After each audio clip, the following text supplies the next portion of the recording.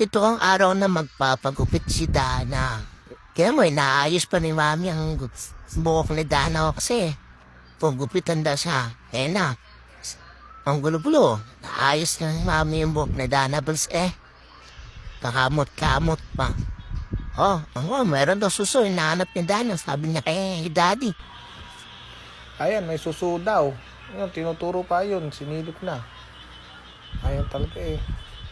Ayun, sige, suklay pa rin si Mami ng suklay. Kaya matatapos yung pagsusuklay ni Mami para magupit na ng batang ere. Ayan na, inumpisahan na.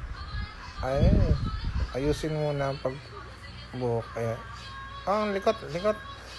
Likot naman, hindi makaayos ng gupit ng Mami eh. Sige na, gupitin mo na. Ayan na.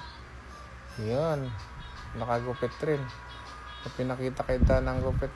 Ngiti ang bata eh. Ayan, isa pa. Ayun, ang gupit ni Dana ng buhok niya. Tuwan-tuwa eh. Kaya biglang nakati naman. Ano kayang dinasabi ni Dana dito? Maganda na raw buhok niya. Ayan, pantay na nga gupit ni Dana.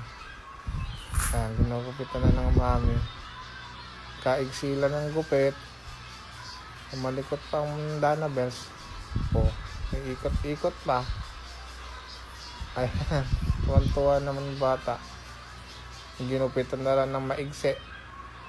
Sabi ko kay Mami, dapat mahaba yung gupit. Napakaigsi naman ang gupit pala eh. Ayan, sige, gupitin mo pa. Dapat mapantay. Pantayin mo, Mami, yung gupit ni Dana Bells. Diba?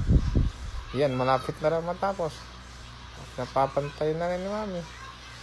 Ayan. Huwag malikot, Dana. Sige, ganyan lang. Umayos lang. Likot-likot mo daw kasi. Ayan, ito na.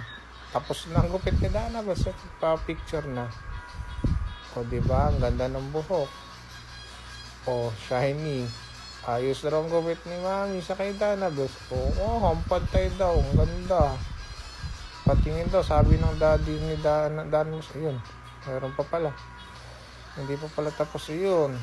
Sabi ko ikot.